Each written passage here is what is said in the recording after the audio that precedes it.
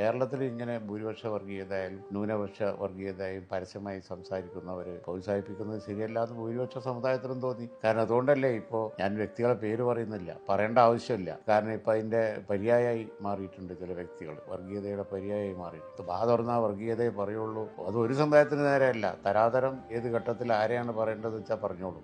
ചില മതവിഭാഗങ്ങൾക്കെതിരാവും വർഗീയത പറയും, ചിലപ്പോൾ ജാതീയമായി പറയും. അത് ഇവരുടെയൊക്കെ ഒരു സൂക്കടാണ്. അവരുടെ ഒരു മാനസികാവസ്ഥയാണത്.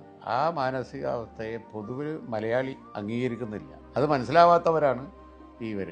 CPM ആ ഒരു അധപ്പതനത്തിലേക്ക് പോയതിലാണ് സങ്കടം. ഇപ്പോൾ ആവിഷ്കാര സ്വാതന്ത്ര്യം പറഞ്ഞ് നടന്നവരിപ്പോൾ പാട്ടിനെതിരെ പറയുന്നത് കണ്ടില്ല. വലിയ അധപ്പതനത്തിലേക്ക് പോയി കഴിഞ്ഞു. കാരണം നമ്മളിനി കമ്മ്യൂണിസം കൊണ്ട് നടന്നിട്ട് കാര്യമില്ല, നമ്മൾ BJPയുടെ മാതിരി വർത്തമാനം പറയണം എന്ന സ്ഥിതിയിൽ അവരെത്തി. അല്ലെങ്കിൽ ഈ പാട്ടിൻ്റെ കാര്യമൊക്കെ സാധാരണക്കാർ പോലും എല്ലാവരും ഉരുവിട്ട് പോകുന്ന എത്ര പാട്ടുകളുണ്ട്. കമ്മ്യൂണിസ്റ്റുകാർ ഉരുവിട്ടുന്ന എത്ര പാട്ടുകൾ ഞങ്ങൾക്കെതിരായിട്ടുള്ള നല്ല അസൽ പാരഡികൾ, അതിനൊക്കെ കേസെടുക്കാൻ പോവാ.